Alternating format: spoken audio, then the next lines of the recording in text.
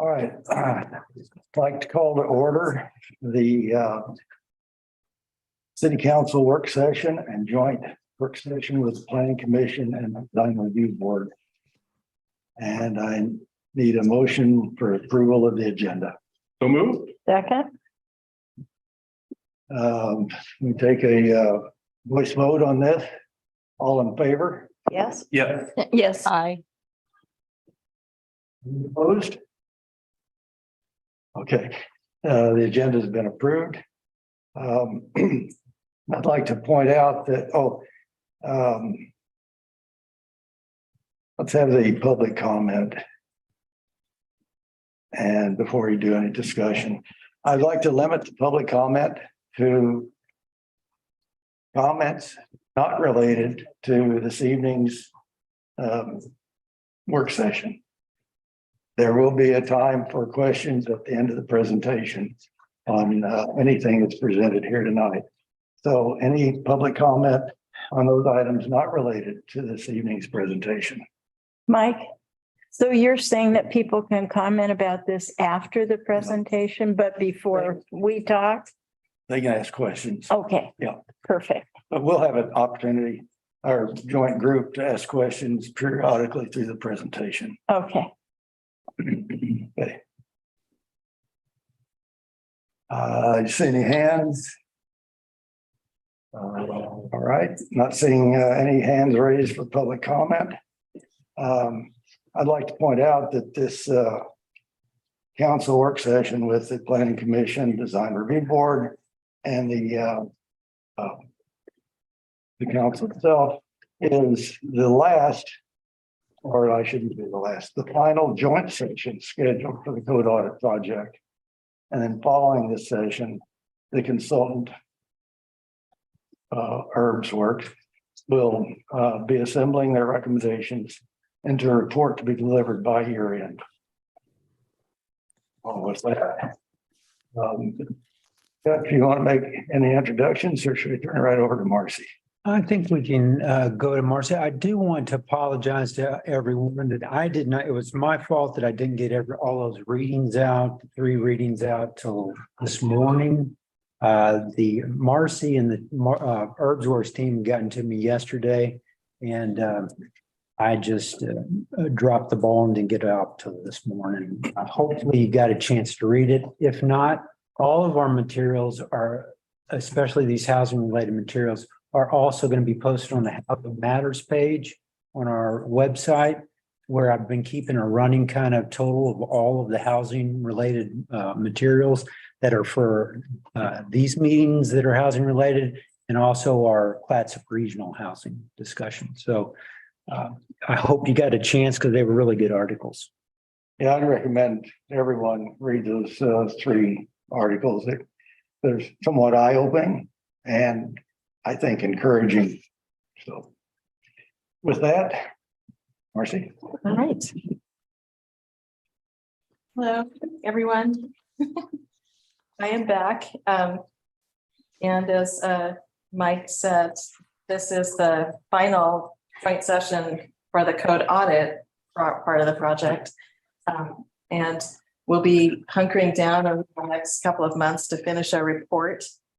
But I wanted to use this session to go through the digests that we sent, which do encapsulate a lot of our recommendations. There's a lot of material that we asked you to read over the last month's time. And I'm just going to assume that people had a chance to read it, but I'm going to give you the highlights and we'll talk about it. So let me just pull up the presentation, or let Rusty pull up the presentation. The agenda is, and I'll tell you when we're going to pause and have discussion. I want to give you an update where we are in the project and where we're going.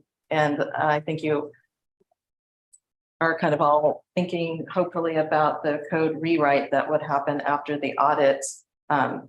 Someone will take our recommendations and run with them. So we'll talk about the schedule into 2023 as well. And then the highlights and discussion of the 3 code audits.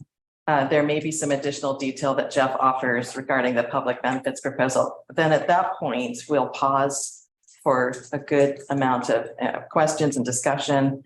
And then I'll return to the agenda and talk about the methodology for the 2023 code rewrite, which is a different project.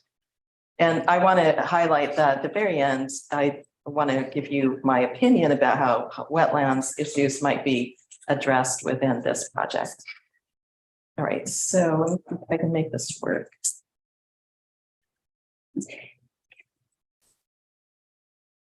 There we go.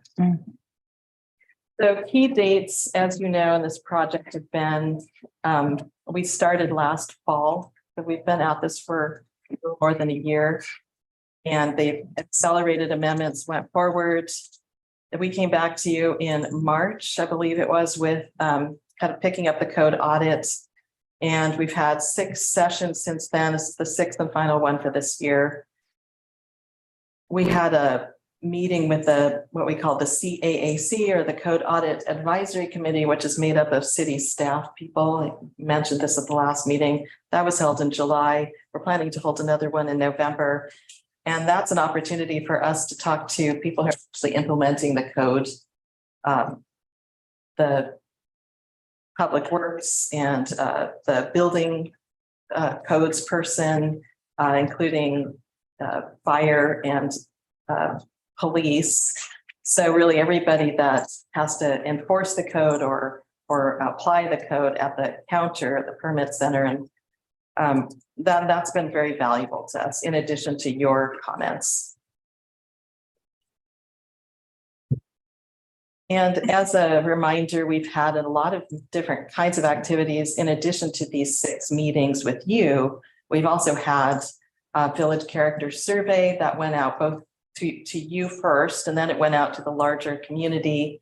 And following that, we had a visioning work session with you.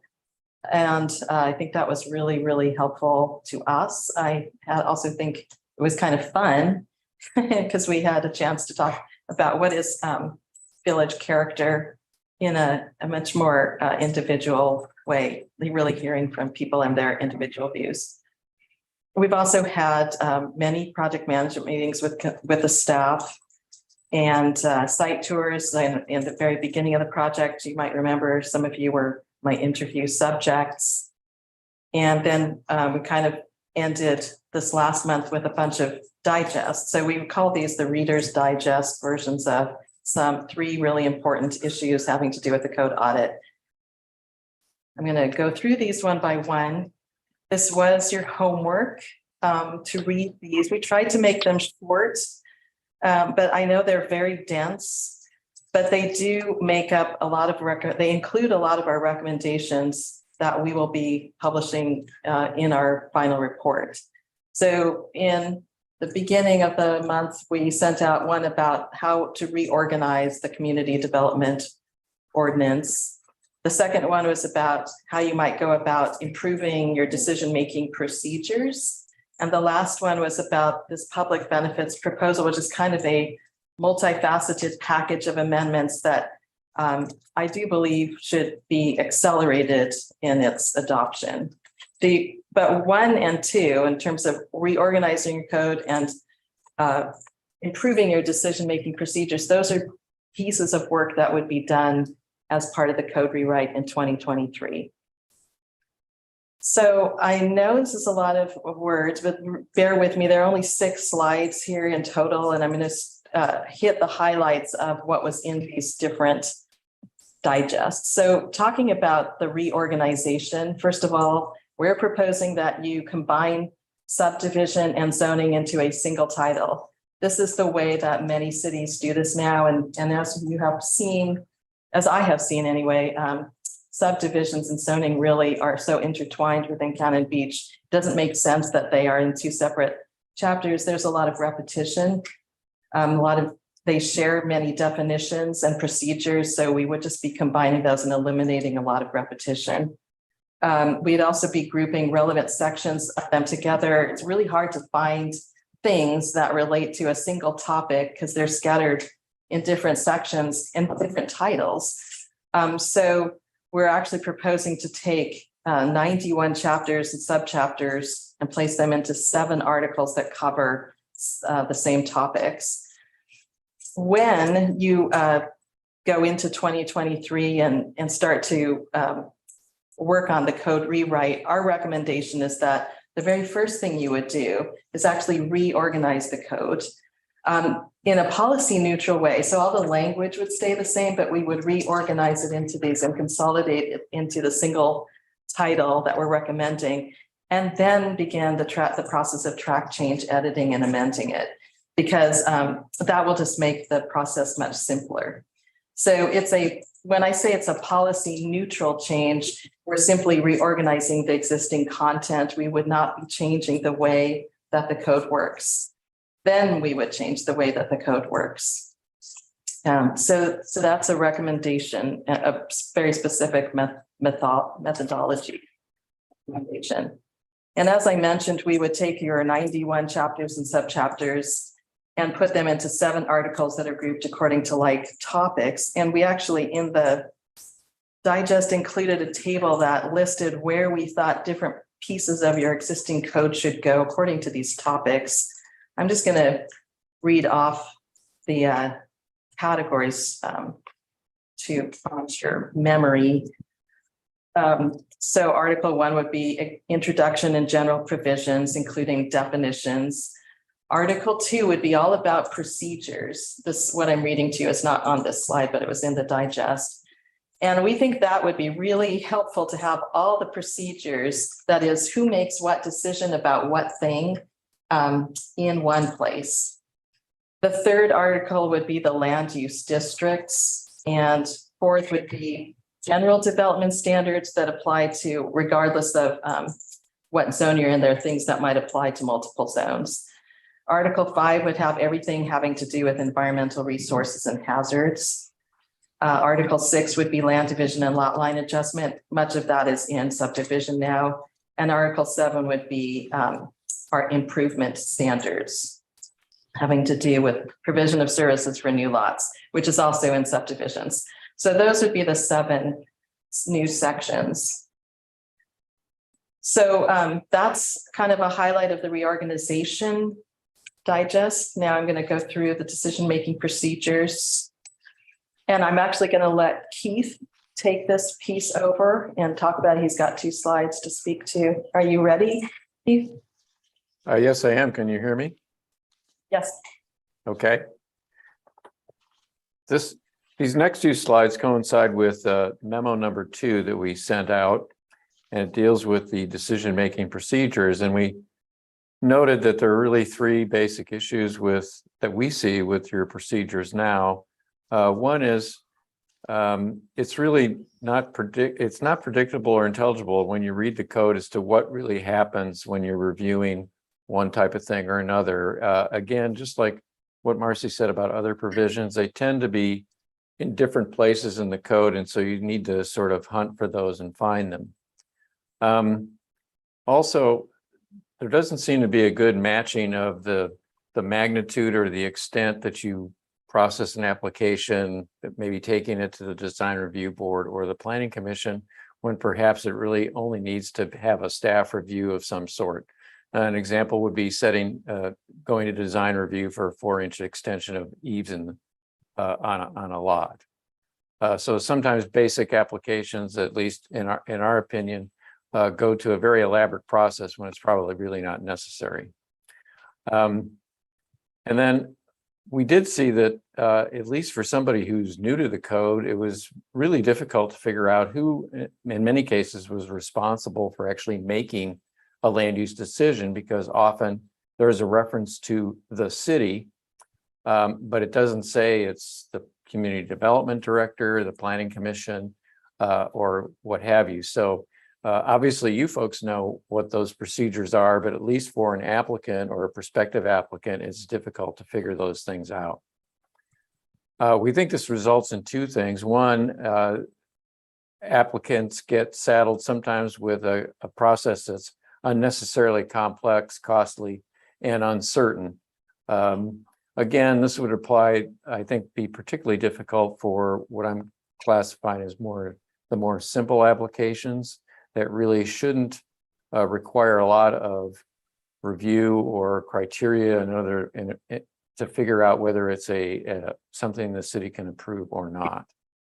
And then the second is the review bodies, particularly the design review and the planning commission, have a lot of their time then monopolized with smaller or minor planning applications when they could really be spending more time on the larger developments that are really significant to the city and also policy issues. You can go to the next slide, Marcy. So we have a recommendation, and one is to formally institute a 4-tiered review structure with a clear description of the process and the approval authority for each. You folks essentially have this structure now. It's just that it's well camouflaged in the code. And so the 4 types that we're talking about, and this is, by the way, this is also a very common structure for many jurisdictions in the state. A type 1 is a ministerial action. These would be actions that would be taken by the staff. You have only clear and objective criteria for this. There's really no judgment at all. And that type of review is done by the staff. Only the applicant potentially could appeal that decision. There's no notice given for those types of things. An example would be a building permit or perhaps a sign permit, a simple sign permit that meets all of your dimensional and lighting criteria. A type 2 administrative decision is also done by the staff. The difference with this is sometimes there is largely clear and objective criteria, but sometimes you will be introducing some standards or criteria that where the staff needs to exercise some amount of judgment. These are also administered by the staff, but the difference is there is public notice given. A common process that you'll see is that there will be a notice given to surrounding property owners that a decision by the planning director or the community development director is pending, and here's what it is. If you have any comments, concerns, etc., here's your 14-day period to submit any comments that you would like before the director makes the decision. Then a decision would go out, and then there would be an appeal period for that decision. The type 3 process, quasi-judicial, is the one that you use today with your design review board and planning commission, so I don't think I need to describe that one. And then the type 4 is a legislative decision where you are either amending the comprehensive plan or the community development code, or you are amending, say, zoning or land use designations for a fairly wide area, generally not just one specific property, but a larger area. And so those have different rules for notice and so forth. And then, of course, that also involves a city council in making the final decision. So what we're recommending for the next steps on dealing with this portion of the code is first to categorize your current land use applications according to current practice using these four application types. And I think that'll be relatively easy to do because, like I said, I think what you're doing now falls into this. It's just not described very clearly. Then second, match the procedure type with the application scale and complexity. So for example, going back to my example previously, you might decide that really a small variance to an eave projecting into a yard doesn't need to go to the design review board. It could be perhaps a type 1 or a type 2 process instead of a type 3. And then the third step would be to right size the criteria for the type of application. So one of the things you would want to do then for anything that you have as ministerial, you would want to have clear and objective criteria. For administrative, you would want to rely primarily on clear and objective criteria, but you would probably have some standards that would require some judgment on the part of the community development director. And then you would have a quasi-judicial where you can have more subjective criteria.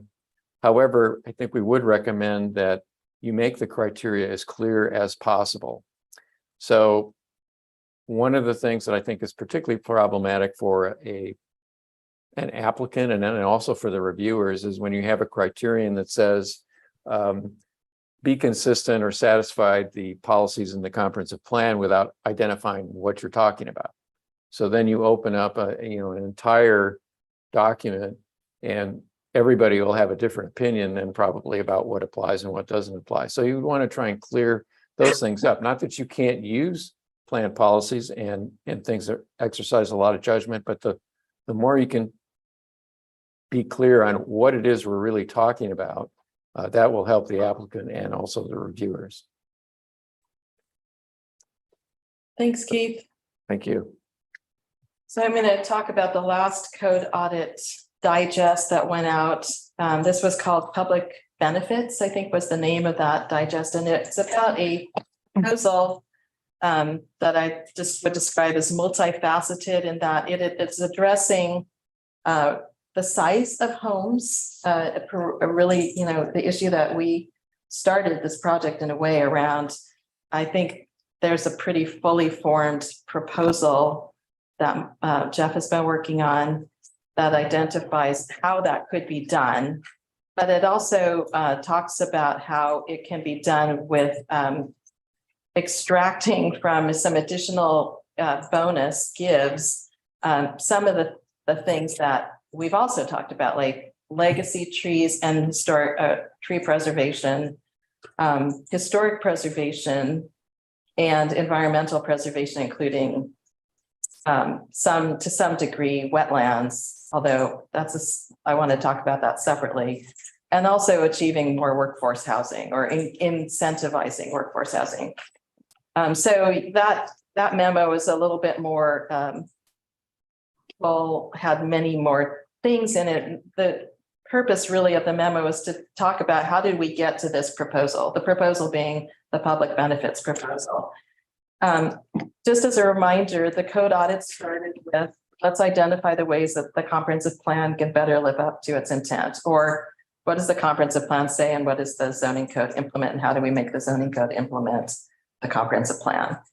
And then how do we dial it in so we close the gaps between what people think the comprehensive plan says and what the zoning code actually implements, and what people, anyway, we'll go into that more in a second. So one of the original motives for this project was the development pressures that you're seeing in Cannon Beach and the increasing average home size of homes built since the 1990s, many beyond 2,000 square feet.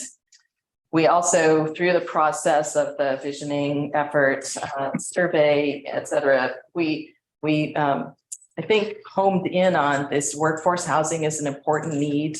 Historic preservation is an important thing, and environmental preservation, including legacy trees, is important. How do we achieve all those things together through the code rewrite?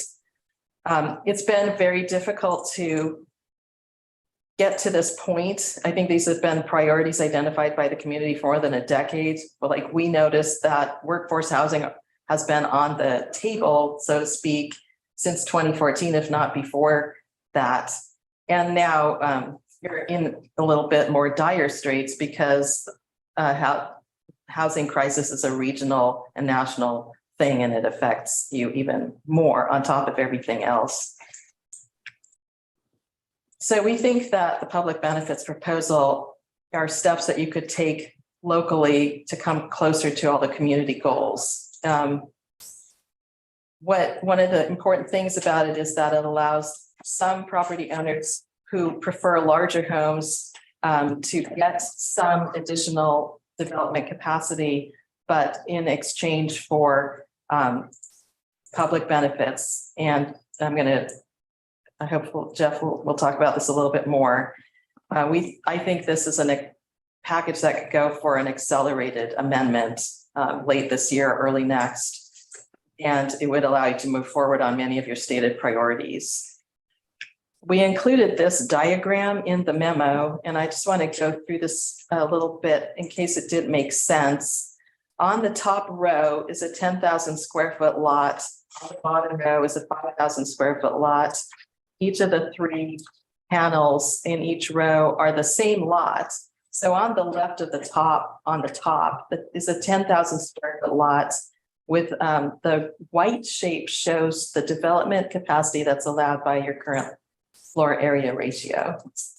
On a lot of that size, it's 5,000 square feet. That's the current FAR allowance. This little dotted line, which you can kind of see, transparent line, that's the setbacks and the height that's allowed. So that white box really could take any shape inside that box. It could be more one story, it could be a couple of different buildings, but it has to fit within that box. The green shape is the lot itself. So the next image in the middle of the top is this reduction, the proposed floor area ratio reduction. For a lot of 10,000 square feet, it gets its first FAR up 50%. It basically comes to 3,500 square feet as a reduced FAR package.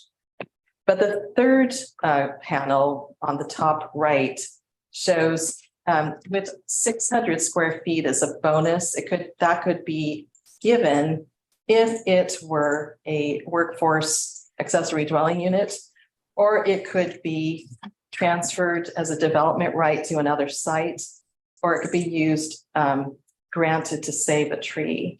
And then we'll discuss this more. I'm sure there will be questions about it.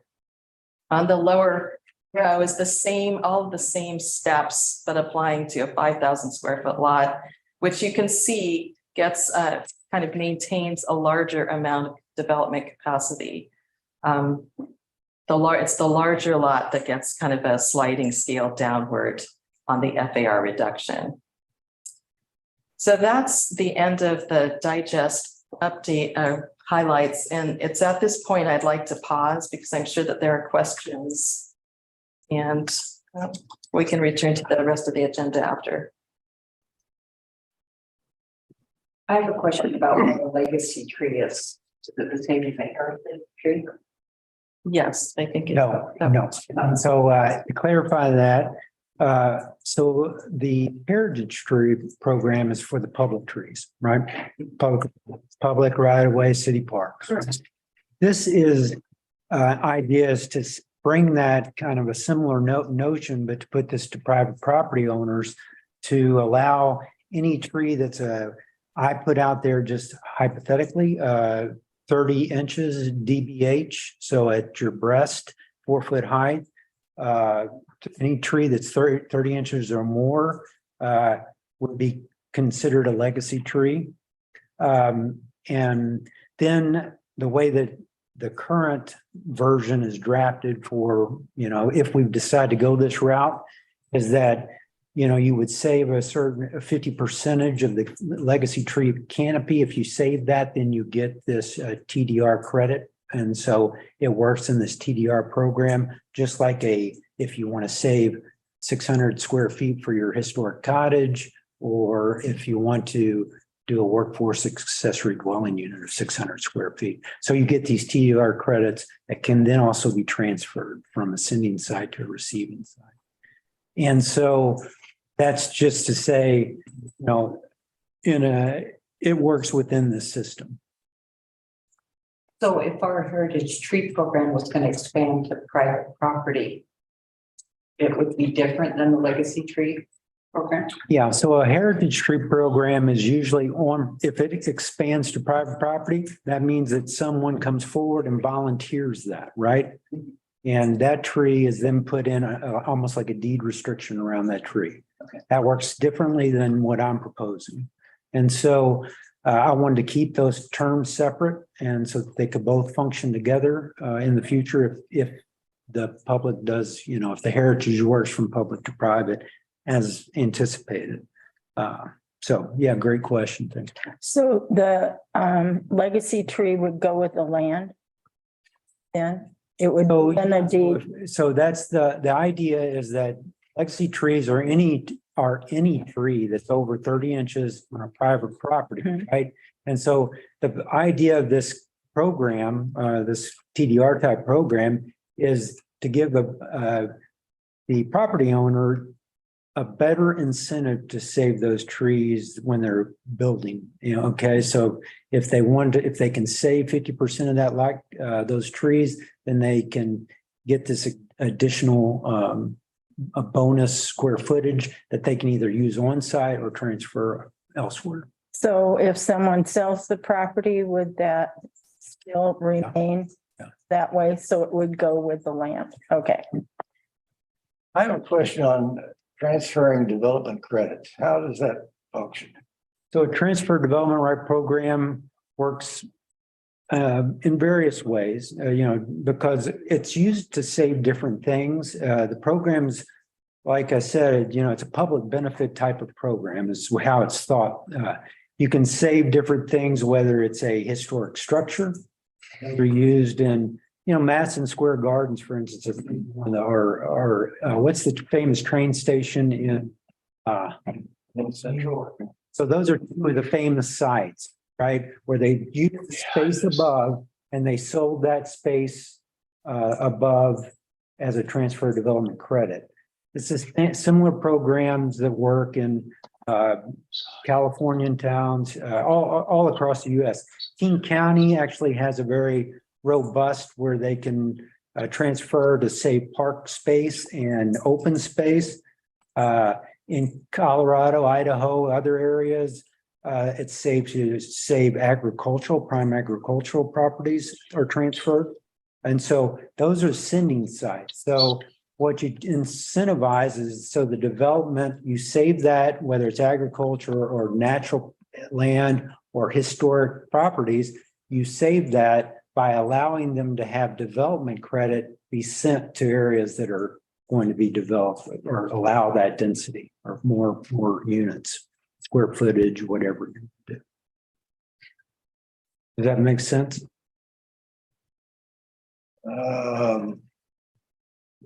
I'd have to see a better example. Yeah. So for instance, let's take one of the small cottages, for instance, one that came in this week, 1,600, 1,700 square foot historic cottage, demo permit, right? Well, if they had the ability on that property to build to 3,000 square feet, which they do, that's likely what we're going to see. 3,000 square foot home go in there, right? What's the lot size of that? 5,000. Okay. Right? So that's your FAR, 3,000 square foot. Okay. So instead, if I could sell that 1,000 square feet or whatever I have in density to someone else, that credit, and some areas are allowed to have higher density or more, higher square footages of FARs, then that allows those homes to be maintained. So that's the concept. It would be that Emmett row along the bottom of this slide, right? Rusty, if you can move that panel up just a little bit. So on the lower left is a 5,000 square foot with the given today 3,000 square foot FAR. The proposed reduction is shown in the middle. There's some amount of development cut off the back, which amounts under the current proposal to 2,500 square feet instead. And then on the right, there's a 600 square foot kind of bonus that could go on that site, or it could be sent somewhere else. When it's sent somewhere else, it still has to comply with the zoning requirements for that somewhere else. Depends how you set that up, right? Exactly. Some areas, for instance, if you said you want to keep all 5,000 square foot lots or less or whatever at the same FAR that it's at, right? You can keep those at that. Anything larger like your RL, RVL zones that have the larger FAR, what you do is you restrict those FARs to smaller, right? Or any district you can do that. And then you can allow, TDR program units to exceed that by a certain percentage or something like that. So in other words, you have trade-offs of where you want that density to go. Your proposal sets up a system, but it doesn't yet say No. where these different sending or. Right, that's giving part of the sites process. would be. That's part of the process. And you would be saying too that the planner or the director would be able to make that decision, or does that go to planning? Yeah, that is actually how the program is designed by the planning commission. Yeah, and you guys, if you want to do it in joint sessions like it is right now, you could do it at the next joint session. You know, you design that program. But my thought is that it's a way to get what you're wanting to do, or at least the idea of track 2 changes really centered on controlling house size without getting some kind of public benefit doesn't seem rational to me, when all I ever hear about, the complaints that I hear about and what I hear from the community are these things.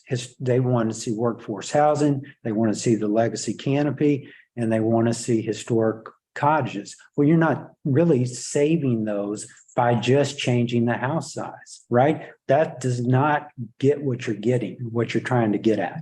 What I'm trying to get is design a program where you get both, right? You can save those house size, but also get a bonus for your But public. Jeff, I don't think I heard the answer I was hoping for, which is, okay, yeah, we can all go back and develop a program, but at the point that the program's developed, would that be your decision to look at and approve, or No, would it come to the planning? you guys, you're Okay. designing the. To be clear.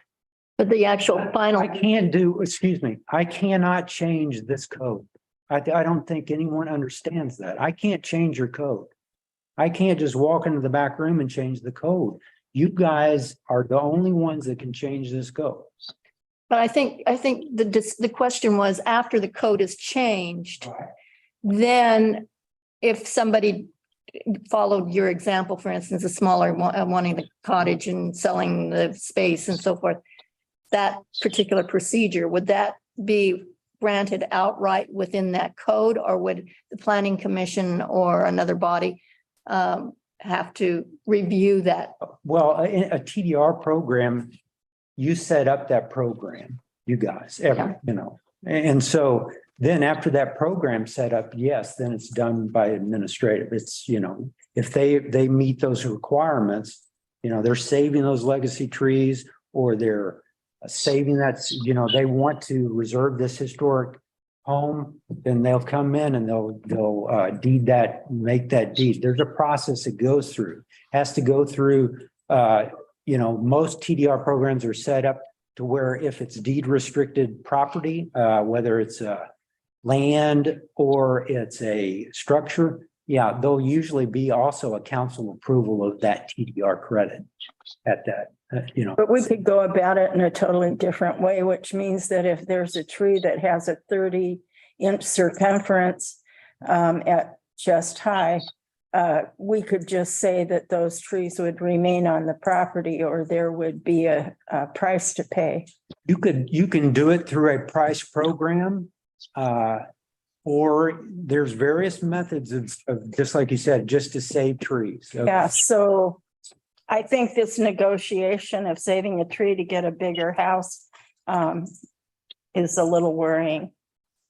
Well, and so if you went through the price program and that other methods, right? There's the person could pay the price, right? Or B, there's what I'm saying, this is another tool that you could have, right? And so and not to say it's the only tool. You can still have this tool, the TDR program tool, with your price tool or with these other tools. So that's my goal with the TDR program and the public benefits program. It's another tool to try to save what we want to save. And I don't think we have what we are. I can tell you, we don't have what we have to save anything currently, because we're not saving those things. So, Well, we can create it. yeah. But it's not just trees, of course, it's open space. Right. So if somebody wants to dedicate a huge portion of their property to, for perpetual open space, they should get some benefit from that.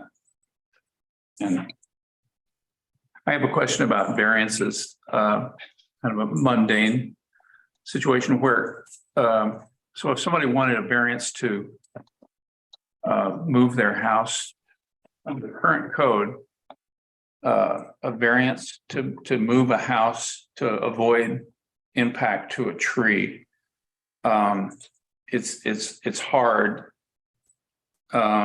because of the current language, which goes back decades. These are the criteria that a strict or literal interpretation enforcement of the specified requirement would result in practical difficulty or unnecessary hardship.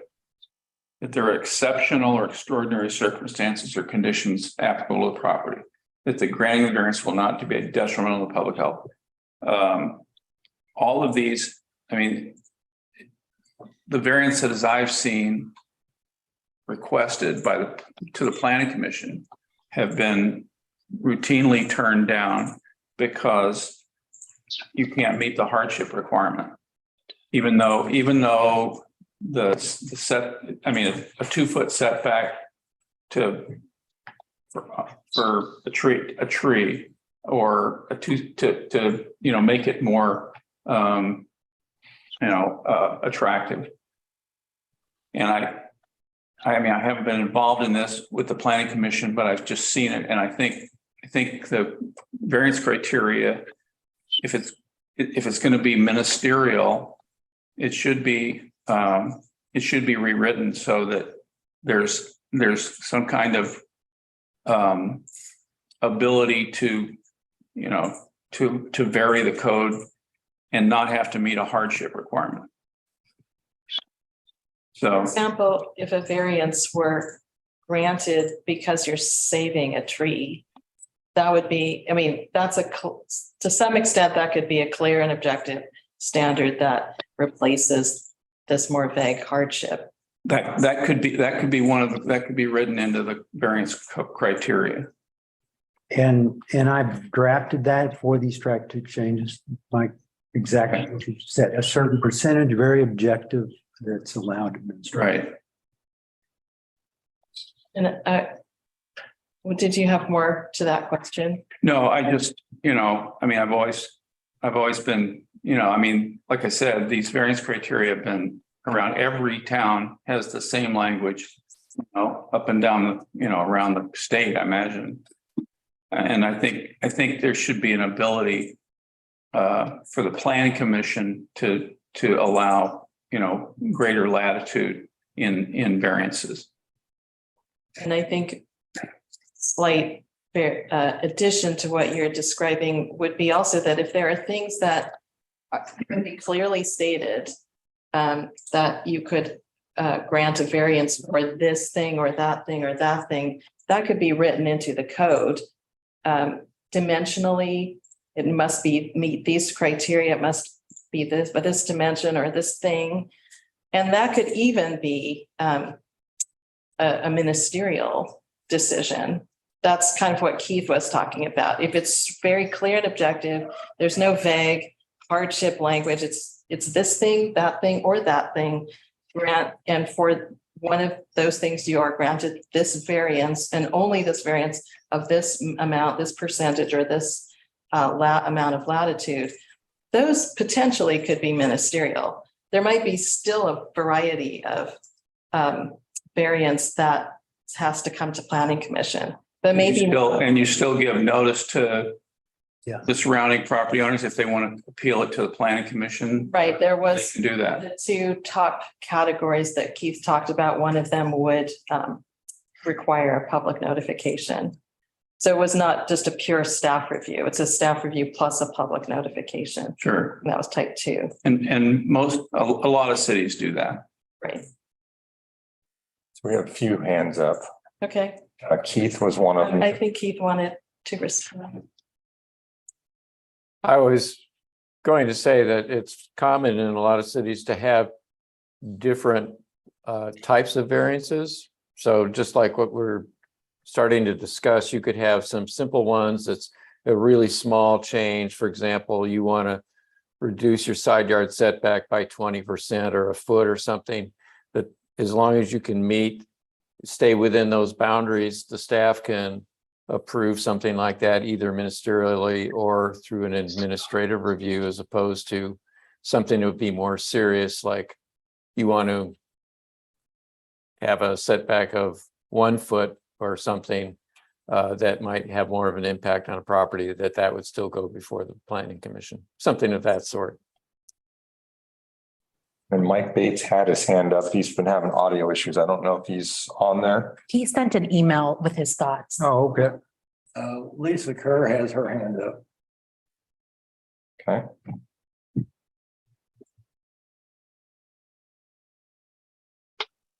Mute. Hi.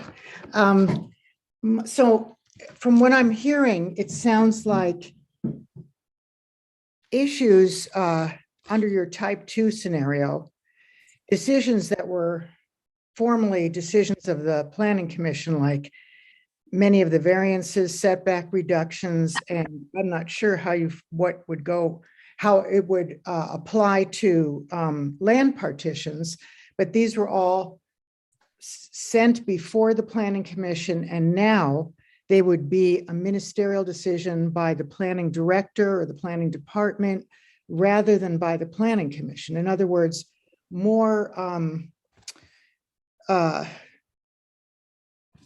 decision-making is given to the planning department and less as far as the day-to-day running of, the planning department goes to the planning commission. Is that correct? No, that's not what's being proposed. Honestly, the only one that we've discussed so far is the ones that if someone wanted to save a legacy tree, currently that would come before the planning commission for a setback reduction or a variance. If they wanted to do that and it met certain objective restricted decisions that you guys would decide on in a text amendment, then those would go. That's the only one we're talking about. Those would go to my decision, and I could make that decision. It's noticed to the surrounding landowners, and they have 2 weeks to make 2 weeks for a notice requirements for everyone to get in their information, make that decision. So then it can be appealed to the planning commission. But the type 2s would end up it says here, the type 2s would be administrative. So All type 2 are already administrative. I wonder if I could clarify Yeah. something by going back to that one slide and just go through the process that we're talking about here. Rusty, do you mind bringing up the presentation again?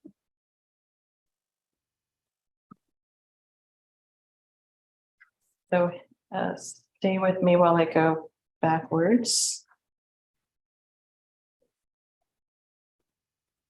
I just want to talk about this one slide because I think it might answer some of the questions that you're asking.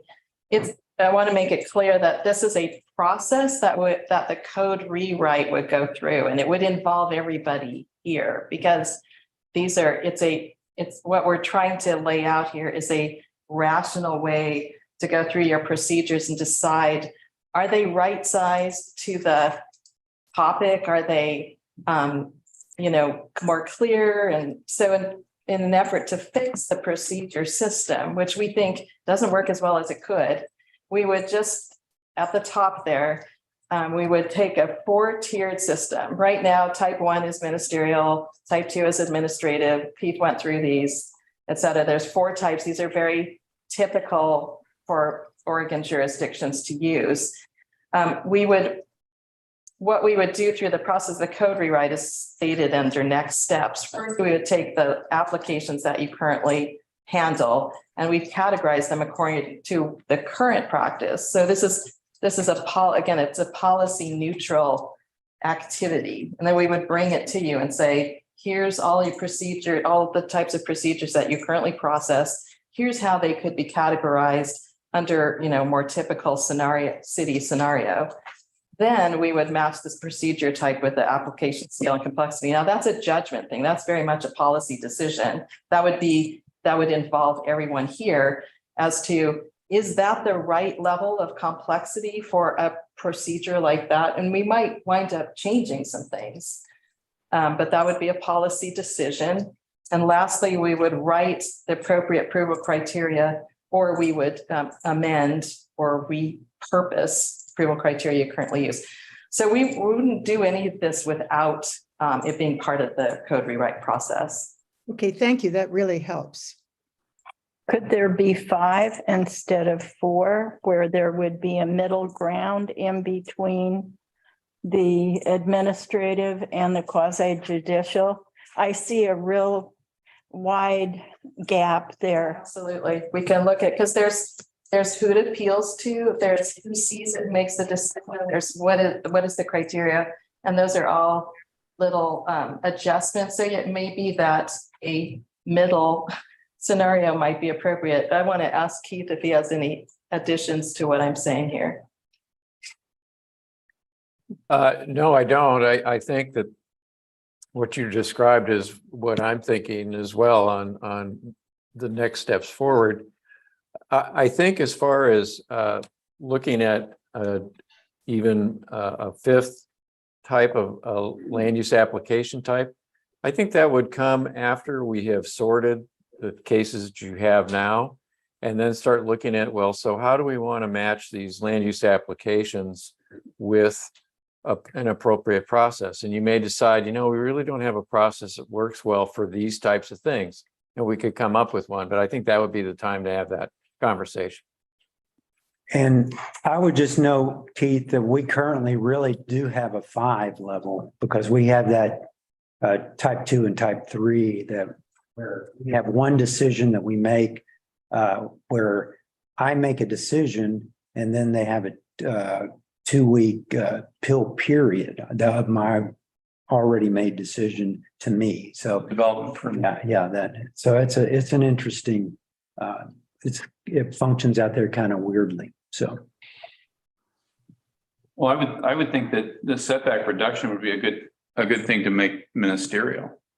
I mean, the planning commission could get their whack at it at a proposal if it got appealed. But if somebody wants a setback reduction of 2 feet and it meets the criteria, and the planning department thinks that it's a reasonable request, why not make it ministerial, so that the planning commission can concentrate on the meatier issues. I mean, the planning commission gets hung up in these variance, and setback reduction requests with hearings, and they're just a time suck. But if everybody agrees, it's not the neighbors agree, it's not it's not blocking views, it's not doing anything harmful. Why not let the planning department issue a permit? I think you need time to know how people feel and to give them that ability up front. Well, they would, because they'd get noticed. They would get noticed. The same as they do now. Yeah, but it wouldn't go to the planning commission. The setback reduction goes to the planning commission. Yes. It shouldn't, in my view, it shouldn't go to the planning commission. I don't agree. Well, I don't. and the only one that I have put in there for the track 2 was the one to save a legacy tree, a setback reduction that would administrative one without that. So that's the only one I'm considering right now as a track 2 change, just because I know the urgency was. I think what the code audit team is suggesting is what Mike is saying, that discussion for all setbacks and all setback reduction, that's going to be part of this process, code rewrite. So you're gonna make that decision. Only one I had asked to, maybe let's look at it immediately is for say those legacy trees. Why not throw, For the need to get a really clear, understandable definition of what allows a setback reduction, using their example. And it can't just, we know it can't be arbitrary. So that the key is going to be making it clear and understandable. So what or what permits a setback reduction rather than whether Jeff likes you or not. well, this is pretty, I mean, it's pretty clear. It's not to take up too much time, but setback reduction may be approved by the planning commission where the following criteria: total building coverage shall not exceed 40%. Significant views of the ocean, mountains, or similar features will not be obstructed. Proposed building location will not interfere with solar access. The purpose of the setbacks is to provide a reasonable amount of privacy, drainage, light, tree protection, the protection of neighboring properties' views, the maintenance of a stream corridor, the provision of solar access. I mean, they're pretty cut and dried in my view. Yeah, I think that's the problem. Cut and dried in your view. In my view, I say my view is being obstructed. Well, how much of my view is allowed to be obstructed? My drainage, it's forget the language you had, but you got to have better definition. And once we got the definition, I think administratively these things make sense. But just saying you can't obstruct solar access. Well, what? Year round, in the winter only, summer only?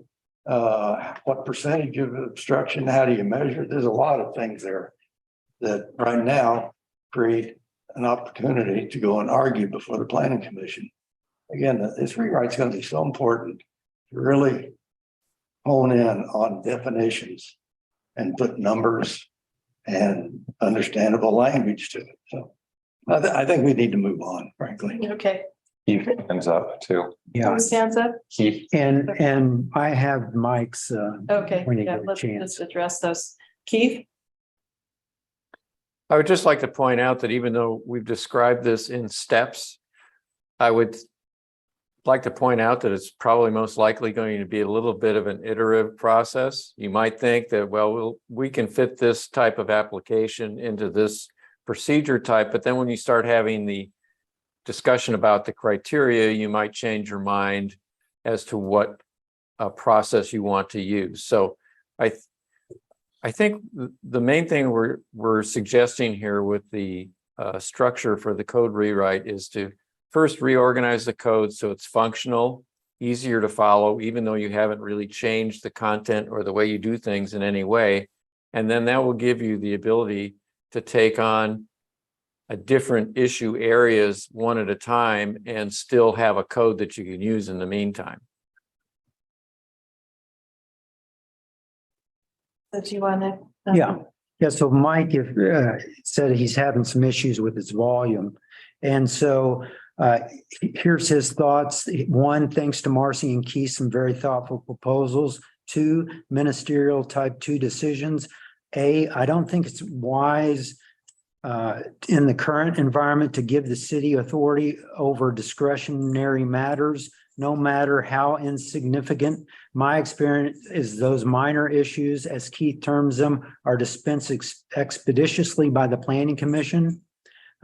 B, as between design review and planning commission, the planning commission continues to own review of proposals affecting residential properties while the design review does business. C, trees should not be discretionary. You cut a tree, you replace a tree, or pay into a tree fund, reimbursing the city for the aesthetic and carbon capture value of the tree, such as Issaquah. 3, public benefits. If we move forward toward our pedestrian downtown, we need to expedite planning on parking. Parking in residential areas is not an option. B, trees should not be thrown into public benefit. C, the floor area ratios need to be debated. The 50%, 35% ratios discussed here are example only. D, Jeff should share his proposal now that he is reportedly bringing to completion. And that's it. Thanks. All of those are good points. I'm not sure. I think we'll just take those for the record and work on them. Thanks, Mike. Are there any more questions? I just had, and I'm not even sure this is really directly related to what we're working on in this chapter, but one of the articles you sent had me thinking about it, and that was permit fees. You know, fees to cut trees, fees to bring up a house. You know, I don't know what the city of Cannon Beach's fees are, but I bet there's not $50,000 in fees to bring on a house. One of the challenges for Cannon Beach hasn't been a lack of an ability for people to afford to build a house, but rather the opposite. They can afford to buy out a tree. They can afford to buy a house and tear it down. What if we had, and again, this may be another subsection, but revisiting what those fees are so that we can supplement in other areas of the city. Just wanted to put that asterisk out there. I know it's not directly related to what we're talking about now, but in the bigger picture, maybe we can manage around some of these issues that are going to be really tough to wordsmith our way around. Maybe we can just buy our way around, or not around, in support of trees, affordability, these other issues we're facing. I think that would be an interesting thing to know more about. What are the fees? How could fees be leveraged for that benefit? So if I don't see any other hands raised, I'm going to move on to the next part of the presentation and wrap up. So let's see.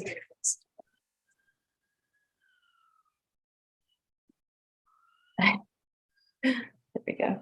Okay.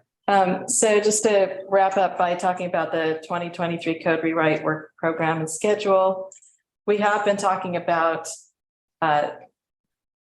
as a step 1, step 2, step 3, step 4. As Keith said, these would probably be more iterative, but the idea is that one of the very first steps is a policy neutral reorganization of the code plus a policy neutral classification of all the review procedures. Now, this doesn't mean that we change any words in the code. We don't change the way that it works. We just are reorganizing and clarifying some things. It gives us a platform then that we can move forward with really more careful and complicated amendments. The second step would be to identify the potential list of amendments to the code provisions, including policy and form amendments. And just to bring back this idea of the form-based code, because it's very much related to everything that we've been talking about. That would be a big part of step 2. Step 3 would be then prioritizing which of these code amendments you go forward with, and also on what timetable, because they may not happen all in one package. And then we would produce the code amendments for adoption, or what is called in the industry adoption ready amendments. And these could be multiple packages. That's the work program that we have laid out for the next year. It looks like this. I'm sorry, it's a little hard to read, but from January to April, approximately, possibly into June, May or June, if it's a more iterative process, we would be preparing this package. We'd be going through these 4 steps. And then the kind of classic adoption process would begin, where there's a planning commission work session, planning commission hearing. Those each take about 2 months to go through. A lot of work is happening in the background while that's happening, and then to city council work session and hearing. So we think it's possible to do this code rewrite within a year with a 6 to 8 month adoption process built in.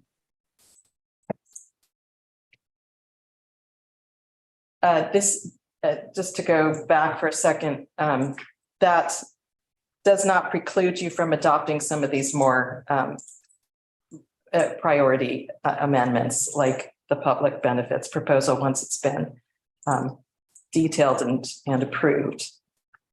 So back to the big picture, the gaps in the system that we continually talk about on this project, I think they characterized as two things. There's what's the comprehensive plan says, and there are perceptions about what it says. And I think one of the things that revealed it to us was village character.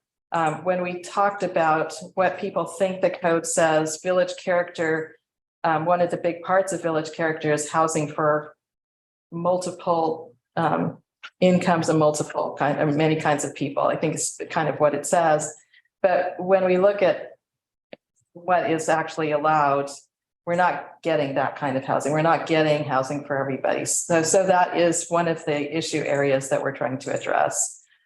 A second gap is what the comprehensive plan mandates and what the zoning code implements. This is very common in cities where, and the example is downtown parking, where the comprehensive plan mandates that the downtown is pedestrian oriented, but the parking requirements, which are kind of a cut and paste section from many codes, have the same parking requirements, does not get you your pedestrian friendly downtown. In fact, it's destroying it, and it needs to be fixed. For example, as we talked about in an earlier presentation, I think we included this little graphic in one of the digests, that this is an example of the large gray patch, the dark gray patch is parking that's been put on a downtown, a prototypical site. It's more parking than built on that site now as a result of the parking requirements. And I think the thing on that is not that, it's not so much that site, it's the sites next to it that everyone loves so much with the little walkways through and everything like that. That those, would not be allowed to be built today, the way that it's currently written. Right. You can't There were build those. fire or somehow So- those buildings were. Yeah, so They do have a parking lot behind. yeah, I mean, some of them do. Yeah. So certain ones do, but a lot of them are credited to a offsite public park. Yeah. So that's I think a lot of people's perception is, well, it should all be just like this, like we have it now. Well, it can't be if we have it with this zoning language. Right, unless you change the zoning code. Yeah. So an illustration of that second gap in the system where Cannon Beach is supposed to be a place for a home for households from a variety of incomes and ages. And we can see that that's not really true. We're not getting workforce housing. And so I created this little slide just to link you to these are two of the people that were profiled in the articles that were sent, I guess, this morning. And they kind of match up with the people profiles that we put into the digest. Because I think they're interesting. And the left one is about a woman who, now it could be anybody, older who's lived in the community for a long time, would like to take advantage of an accessory dwelling unit provision, for example, to build in her case, a unit that's actually universally designed and she can age in while she keeps her property in her house and actually uses the primary dwelling to make some revenue from. That's something that could happen. On the right is someone who's suffering from workforce housing.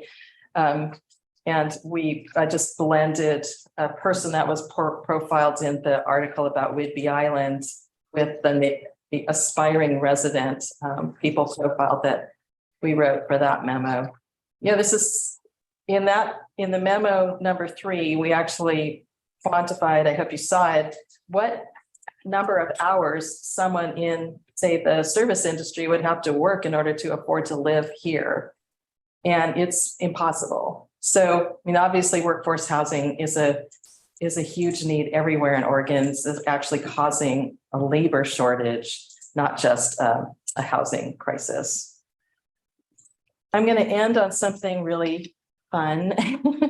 If it's not been, as if we haven't laid a lot on you already, but I want to talk about, I think we are addressing trees and workforce housing and historic cottages And we're dedicated to addressing those through the code rewrite. But the issue of wetlands has been a little bit left out, and I want to talk about, this is in my opinion, how it could be accompany the code rewrite project.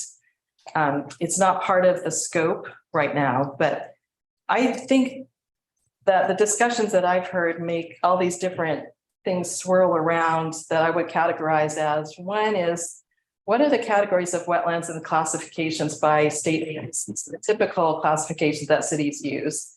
And how does that compare to what you're doing here? Let's get a hand. I think you should have a rational picture of what is at work in Cannon Beach and how it compares to other cities, and what you're allowed to do by state agencies. Also, how are wetlands within an urban growth boundary regulated differently from, say, wetlands in a rural area? There's a little difference here, and I think we also need to be really grounded in that reality. And then map some of these implications of deeper wetland buffers that are being discussed, and look at what they do to properties. How many properties become undevelopable because of a buffer that's 5 feet or 25 feet? What does that actually mean? How many properties kind of become taken? It's another, again, I'm all about, let's get a really clear picture of what's going on here and then make some sound decisions. I do think this type of work would be a good accompaniment to the code rewrite. It could be done at the same time. So that's the end of my presentation. So I think it's probably a good time to take questions. Yeah. Well, following on that wetland one, Mike Bates, I had one that said, where did we end up on moratorium on wetland development until we get the code audit done? So, my understanding is that that question was asked from Bill, our land use attorney, Bill Kbeisman, and he recommended that the city not go towards a moratorium, that a moratorium would put the city under pressure to do it in a certain time frame. That's a limited time frame. It's got to be pretty well scoped out what you're trying to address with that wetland ordinance correction. And his recommendation, but all of what you're going through, if you want to make wetland changes, start a wetland amendment now. Just go ahead and do that instead of wasting the time to go through the ordinances and this moratorium procedures. And so that was his recommendation. Jeff, Yeah. just because it's become such a important topic. When we met with Bill and brought up the moratorium, the issue was that, and you spoke to it, I just think if we could get it a little more clear, is the very, very short amount of time you'd have while the moratorium was enacted. You need to start getting code rewritten and have it done within a certain period of time in order for the moratorium to be effective. Right. And you have to have fairly, Is that correctly? that's my understanding. You have to have a very clear, pretty clear definition of what you're trying to solve. And like with the board and management issue and stuff like that, we had a science, new science and everything like that. But, when you're doing some kind of moratorium in Oregon, you have to, like you said, there's a certain number of days that it has to be completed in. And when half of that process is often swallowed up by just the procedures of getting the moratorium in place and then writing that ordinance to get it through approval in the amount of time. Didn't he also mention that the Land Use Board of Appeals has certain criteria that you have to meet in order to even declare a moratorium? Yes. Good memory, Nancy. Hey, like a steel trap. Nothing gets out. Yeah, nothing goes in either. No. Okay, yeah. Nikki? You're on mute. Yes, sorry. So it sounds like a moratorium is not a good idea. So what would the process be for beginning a task force or hearings or conversation about some of the points that Marcy, thank you, that was very helpful in terms of organizing what the thought process needs to be to do amendments? Would this begin with planning commission, for instance? Would we begin with a hearing process? Would we need to convene a smaller task force first? What is the best process? And let's actually, talk about how to start it. So are you asking, Mickey, just, wetlands alone or Wetlands track two alone. change or what? No, I'm saying specific to the wetland question. I do think it is going to be very complicated for the reasons that Marcy raised. It does not seem like something that we should put on Jeff's desk for certain, and probably beyond the scope of what we can ask Herbs Works to do, to be honest. So I think it does sit with us in the various capacities that we are here in this joint meeting. And I think my question is, where does it start? Yeah, I think this joint commission could say, let's move it to the planning commission.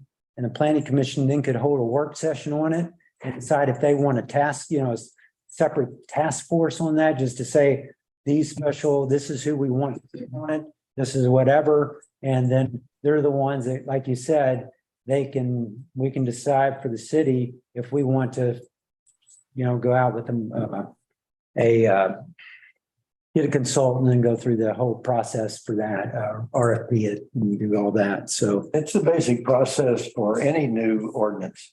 right. It's proposed by somebody in planning, for instance. And then that's the process we go through. My concern is that I want to make sure that it's not slowing down the COVID audit. Thing run parallel, but then we get into issues how much time people have. Well, and I thank you, Mike. That's exactly why I brought that up, as if Mickey was thinking this would be part of the track 2 or not, because if it's incorporating the track 2 with the, the other things we were talking about earlier, then I'd say this group here is the one to continue that discussion. But if not, you want to just go ahead and shoot it off there and start immediately on that as a separate. Like you said, we don't have the bandwidth within our department and within the scope of work with this project to do multiple avenues of. And I certainly, could I just jump in very briefly? I don't envision that a lot of this will end up in the planning department for a while, because I think it is going to be a community discussion, to be honest. And I think it's going to take some small group of people who are very dedicated to bringing that information to the community. So in a way, this may actually expedite the process if we can do some front end research and communication. As we all know, we've all seen, the community is very, very involved and cares deeply about this. And maybe it actually helps if there's a task force who can work on this without requiring the planning department to do anything at this time, but just to get some ideas together and gel something that makes sense as we move into the code amendment process. But I would be very welcome to hearing people who are more experienced than I chime in there. So we could ask the planning department or the planning commission to consider wetlands ordinance or develop a task force to study the issue. Have a quorum of you guys, one, and so, but the joint commission as well, I think you have consensus, so you're happy, you guys are the ones that can do that, so. I'd be in favor of that. Absolutely. Yeah. If I could see by the room and then anyone on Zoom, just a show of hands to make sure that that's actually the case. My only issue with the task force is it just seems like it takes so long. But Mickey was saying it would be expedited because of the way they would do it. It could move more quickly. I'm not. No, it's going to take, Mickey, but anyway. no matter how you do it, it's going to take some time. Right. Well, sure.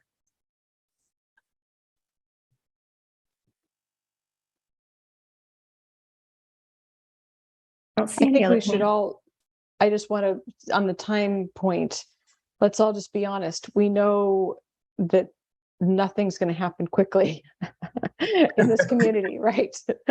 So let's start some thinking and some conversation is my thought, because there's not going to be any way to shorten that time, to be honest, until people have had a chance to hear about it and to give their feedback. I guess I'm wondering how informal this task force could be in order of really interested people in the community who want to get together and research this whole idea, being cognizant of various state and city ordinances currently. But as an informal group, they can set meetings without long-term notices. They can talk to each other. They can get together and make a recommendation to the planning commission that this is what we found. These are our recommendations. And we make a formal request now for the planning commission to either address it directly or make a more formal task force to address this. Once you do that, now you are subject to the public meeting rules and all those sorts of things. Isn't that right? Yeah, you will never be able to get around Oregon's for a zoning change. It's gonna be, like Barb said, it's gonna be a process. Mickey said, it takes a while to go through just even the public hearing phases of our zoning. But I like the approach of having informal task force that can meet without public meeting restrictions Mhm, and do the research, and then that will speed up mhm. that part of the process.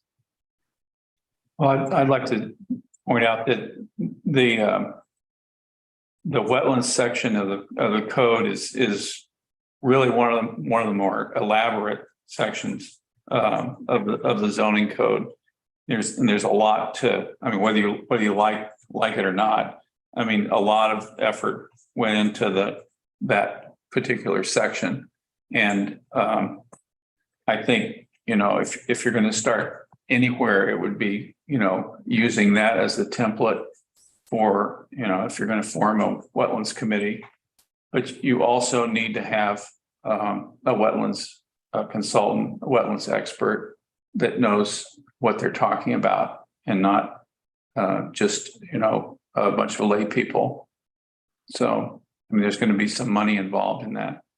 But I mean, I think I'd encourage everybody to read the wetlands section, because it's Reinmar, somebody put a lot of effort into that section. Mike, I can assure you, the planning commission is well versed right now on that code. We have had so many issues before us on these wetlands. That's why this is coming up. It's brutal what we're going through. So this conversation is started by everything we're getting through that right now with those wetlands.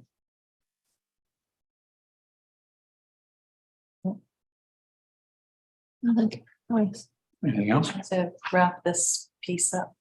Wetlands? Yeah. Yeah. So I think, would you like to make a formal kind of recommendation, or I don't think we don't have the ability to take a motion or anything, but No, it's what we can do is just take it to the next planning commission, and we'll go forward, and you guys can, we'll schedule it. You guys can formalize it if we need to formalize it at the next business meeting, with an actual motion. I think that's a good suggestion. The planning commission can then determine whether they want to make a more formal task force, or at least get an informally citizen input, because there's a lot of committed people.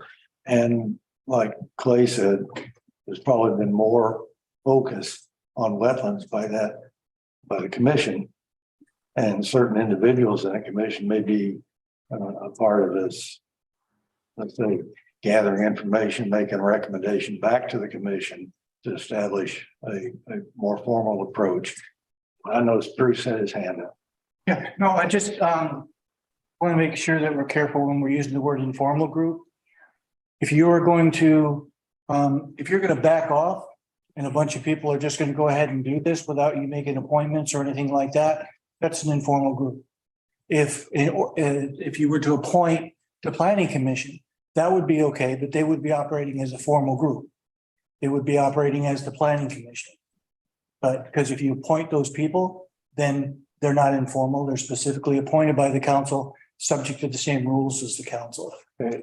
So I just think, to be careful when I hear informal, just want to make sure that you get where you want to go. I think what I'm looking for is these concerned citizens Mhm. who get together. I don't know who they are, I'm looking at an appointment, but to make a proposal to the planning commission. Planning commission at that point decide how to take that on, whether to establish a formal task force, ignore it, right, go off on their own. I don't know.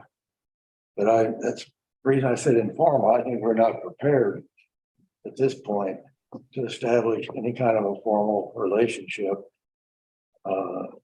We already have one with planning commission. They can. People that are interested in this can volunteer. Look at all that happened with the trees, and then we made it a formal situation, but without appointing people to it. You're right. We got to be careful. If we start saying making assignments, then that is a task force entity of the council or of the planning commission.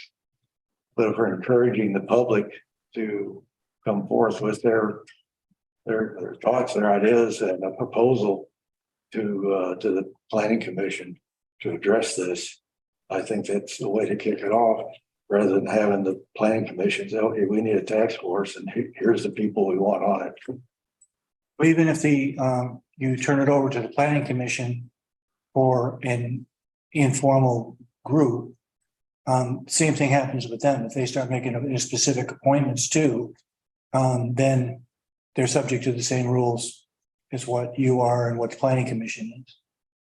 And also, and I'm not trying to, put a kibosh on what we're talking about doing, but I think Mike's point is really important too, that you want somebody that would be an expert that would be able to go ahead and answer questions and those kind of things. And I don't know how you turn over, a contract or money to an informal group that you don't know who it is or whatever. So you can't do that. You got to be made formal before you begin to do any of that, hire consultants. I just don't think at this point, I'm certainly not ready to make a recommendation for a wetlands task force and start making assignments and establishing their objective. Right. And that's a different thing than what I was addressing. We've had issues at the planning commission before where Bill has said 3 of you can come together and that will not be considered, an official gathering of the planning commission.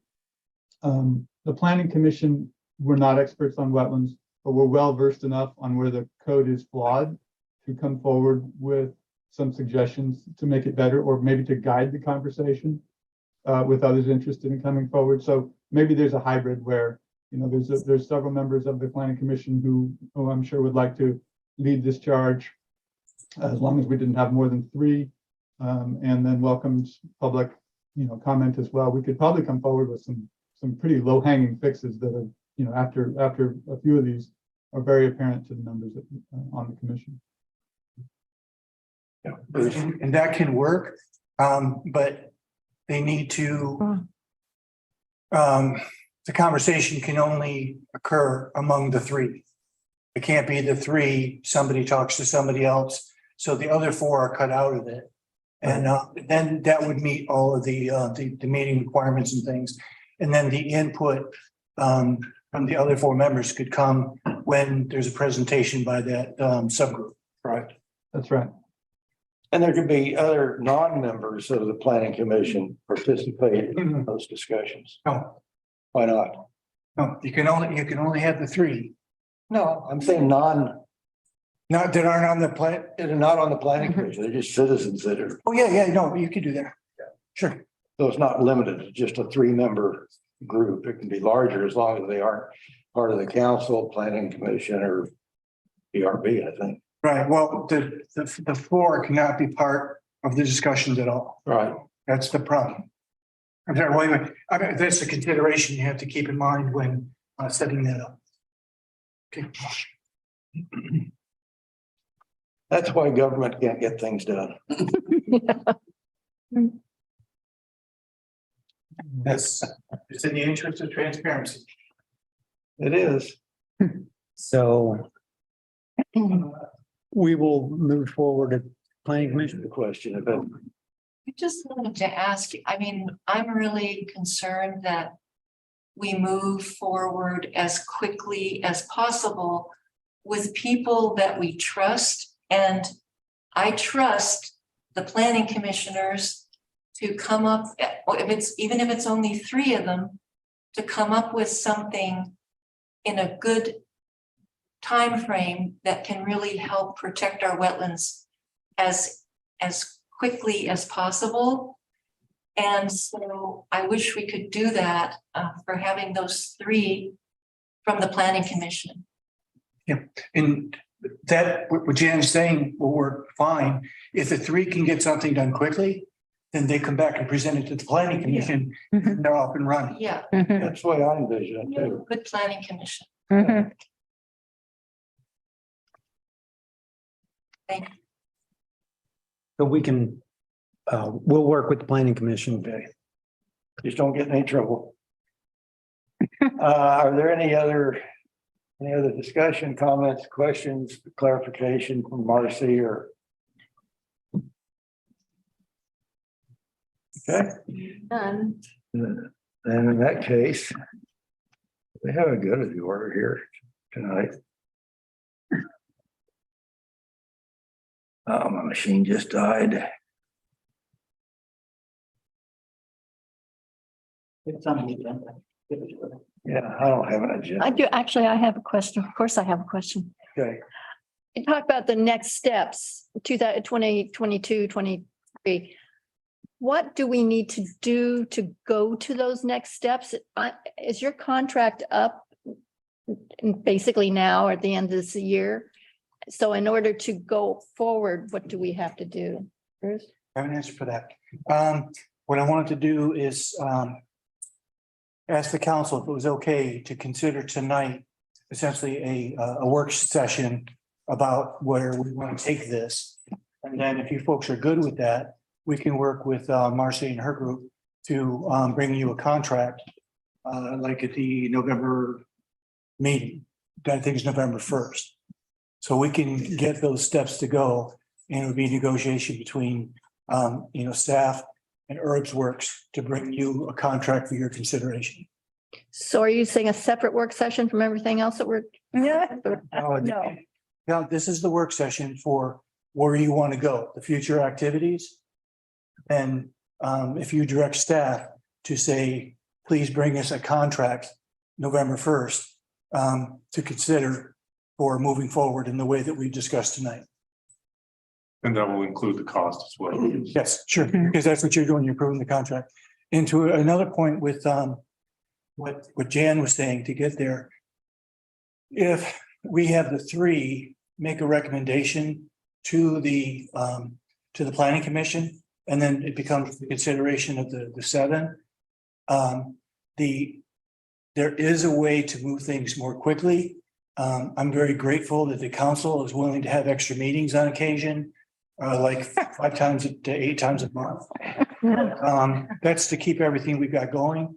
And so if we do really want to accelerate this discussion, if, the meetings could be every 2 weeks until they're done with that item, it could be done less than a month, I would think. okay, back to the idea of follow on with Herbs Works. I guess I'm interested in having them continue. But I was thinking we would wait until they do their recommendation report and what is the next meeting up there? I think it's by the end of the. You mean the final code audit? Yeah. And then. What I'm hearing, and then ask about continuing that work. And I think what Bruce has recommended is if there's a consensus right now amongst council members. And at the work session, urge council or staff to work on a contract with Earthworks to present it earlier than what I had envisioned, coming at the end of their current contract. Because they're kind of, like we said, we expect the report and everything to be December. Is that what you're saying? So, what Bruce is suggesting is to move that up a month or so that they could get started on that. Yeah. It's that track 2 or whatever, we would discuss changes. Let's try to get things done as efficiently as we can. The sooner we have a contract with them, the sooner they can work with you. Yeah, I guess the question is there a consensus to move forward with Earthworks? I would like to. Yeah. I think your point is well made, Mike. Or when can we expect that recommendation, Marcy? The report we were planning to work on November and December and deliver by the end of the year, so before the holidays. Okay. For the December holidays. So I guess then my question is, Mike, are you uncomfortable then? I'm not. I mean, we've seen the recommendations all the way through. They've kept us very well apprised of we're moving. The final report, I think, is going to be wrapping up a lot of what we heard tonight. So in an effort to move this more quickly, I feel comfortable asking staff to get with Earthworks and draft up a contract to continue the writing, the drafting of the code audit through 2023. Fits with everybody's intent. Well, Depends on how much. yeah. Well, And we aren't saying we're approving the contract, we just want to see it. yeah, he'll Bruce and Jeff bring a contract and an estimated cost for us to evaluate, and at that point, we'll have to make a decision. And it may be in that contract, there's enough pieces of it, we could actually parcel some of it out. We'll just wait and see what to come up with. And that's what we mean when we say we'll bring you a contract for your consideration. It's your contract to approve, modify, whatever. We just can get you started. Yeah, thank you for your confidence in me. We will prepare, we'll work with staff to have them bring you a proposal. Okay, thank you very much. Great presentation, great program. Frankly, I'm excited to get some clarity to our current codes. They're always felt like they were good, but that's because I got comfortable knowing where to look here and there. Anyway, thank you. You're welcome. Thank you for being such dedicated participants in the process. Now we got nothing else to do. Is there any items for good of the order? Other than coffee with the counselors on Monday. Oh, you always bring. Yeah, I do. Okay, then meeting's adjourned. Thank you all. Thank you.